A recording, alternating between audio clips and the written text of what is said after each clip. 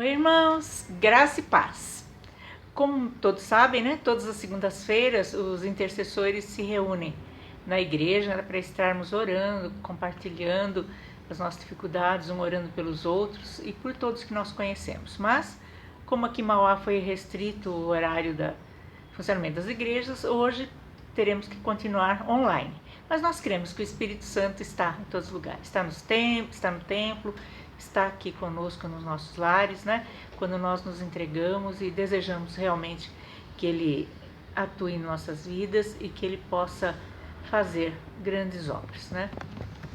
Então, a palavra de hoje, que Deus colocou no meu coração, o título é Alimente Sua Fogueira. E esse texto está em Atos 28.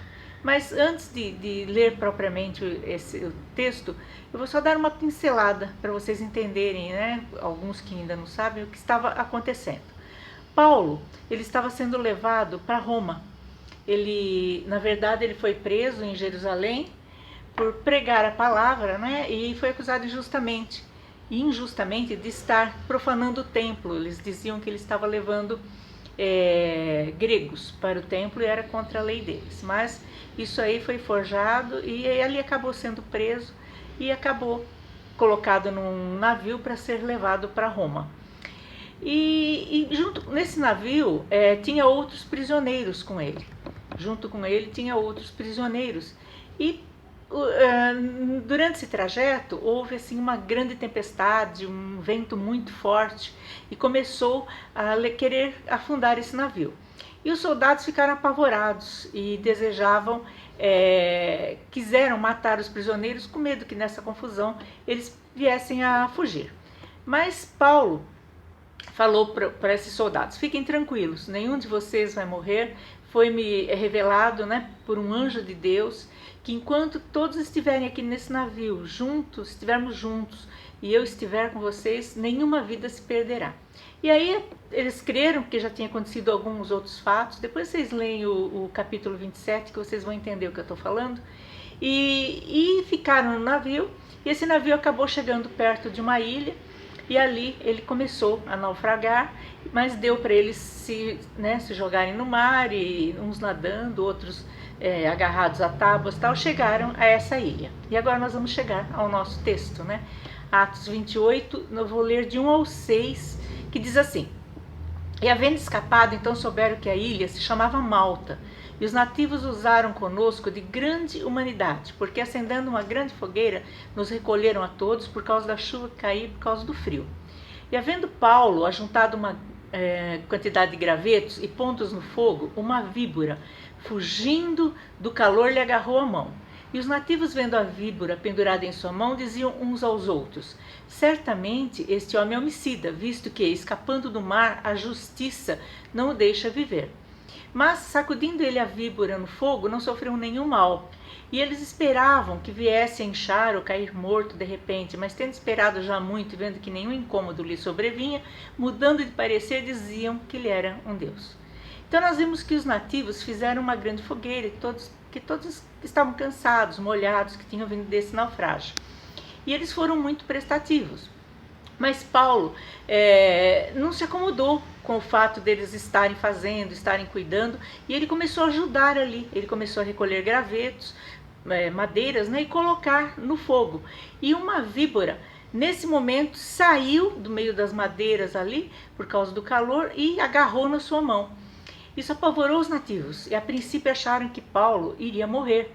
Mas aí essa palavra nos traz alguns ensinamentos importantes que nós vamos ver agora. Primeiro, todo cristão deve ter os ouvidos atentos à palavra de Deus. Ele nos diz na sua palavra que sempre estará conosco em todas as adversidades. Ele cuida de nós da mesma forma que cuidou de Paulo naquela situação. Ele não tirou o problema da vida de Paulo, mas deu a Paulo a direção e condições para superar esse problema. E Deus estava no comando da situação, por pior que ela parecesse. E nós vimos que aquele povo era hospitaleiro, preparou a fogueira, mas Paulo não se acomodou, não. Ele estava ali ajudando a alimentar o fogo. E nós não devemos ser acomodados também, devemos estar sempre dispostos a trabalhar, a ajudar. Sabemos que em qualquer situação o inimigo arma ciladas, né? Pois ele odeia os cristãos e deseja, claro, destruir-nos, né? Mas nós podemos comparar esses problemas que nos atingem a essa serpente que agarrou a mão de Paulo. E qual foi a atitude de Paulo naquele momento? Será que ele ficou com medo? Ficou segurando o problema?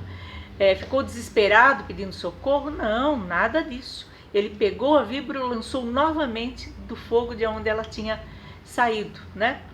E todos acharam que Paulo iria morrer por causa do pecado e julgaram que ele era um pecador, um homicida, né? Mas isso muitas vezes acontece também em nossas vidas. Muitos associam as dificuldades que nós passamos com pecados, mas sabemos que nem sempre é assim. Sabemos que o pecado, ele traz consequências, sim. O pecado é uma decisão e as consequências do pecado é uma colheita amarga que virá na vida dessas pessoas. Mas não julgue, porque grande parte das dificuldades que nós passamos é devido ao fato de estarmos no mundo, né? E nós não estamos numa redoma de vida, nós estamos sujeitos a todas as dificuldades que os ímpios passam, nós passamos também, né? Chove sobre justos e injustos, diz a palavra de Deus. Então tenha sempre a certeza que mesmo estando diante assim, de algo que te entristece, diante dos problemas, diante das adversidades, Jesus te faz um vencedor. Mas para isso, ele nos chama a deixar acesa a chama do nosso altar.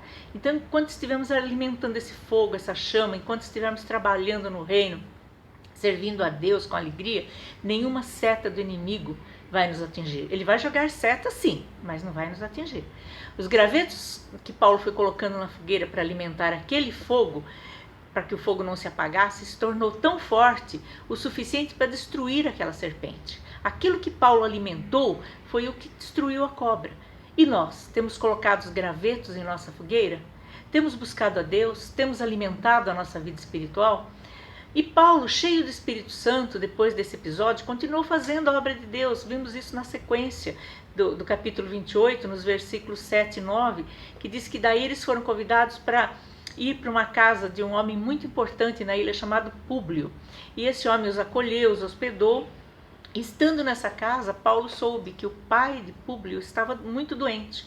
Foi, orou, impôs as mãos e o pai dele foi curado. E aí muitos da ilha vieram e também Paulo orou e foram curados também.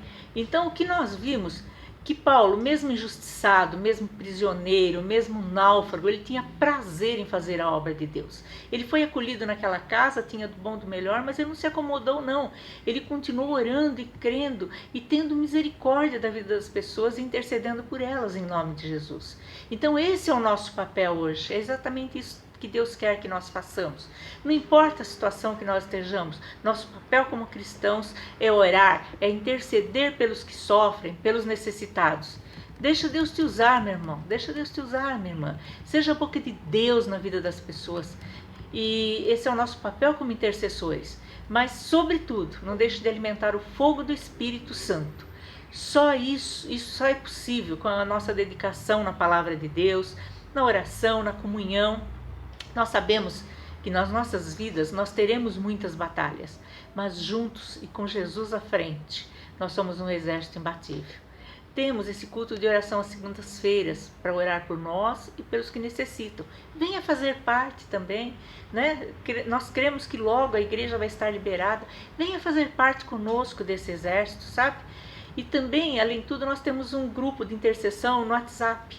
E nesse grupo, todos os dias são colocados pedidos de pessoas que necessitam, de amigos, familiares, e todos estão orando todos os dias. Faça parte desse exército, meu irmão, ajude em oração, alimente sua fogueira, sabe? Jogue a serpente no fogo, sabe? Essa serpente pode ser uma doença, um desemprego, problemas familiares, tristeza, perda de um ente querido, depressão, sabe? Qualquer situação que você esteja passando e precisa e necessita da misericórdia de Deus.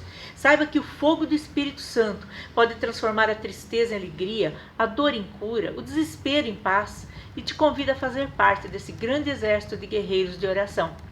E saiba que quando nós oramos pelos outros, nós somos mais abençoados ainda.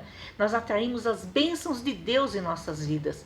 E continuando em Atos 28:10, diz assim: eles nos prestaram muitas honras e quando nós estávamos para embarcar, forneceram-nos os suprimentos que necessitávamos. Então Deus vai suprir tuas necessidades. Quando você interceder pela vida dos outros, quando você tiver amor e misericórdia pela vida dos outros, sabe? Nós não fazemos a obra de Deus esperando recompensa, mas a palavra é clara, a recompensa virá, sabe? E dentre esses versículos que eu falei, vou citar mais 2 versículos para você tomar posse dessa verdade. Jó 42:10, quem conhece toda a história de Jó, no final diz assim, olha: e o Senhor virou o cativeiro de Jó quando orava pelos seus amigos, e o Senhor acrescentou em dobro a tudo quanto Jó antes possuía. Então Jó foi abençoado quando ele começou a orar pelos amigos dele. Aí as bênçãos vieram, né?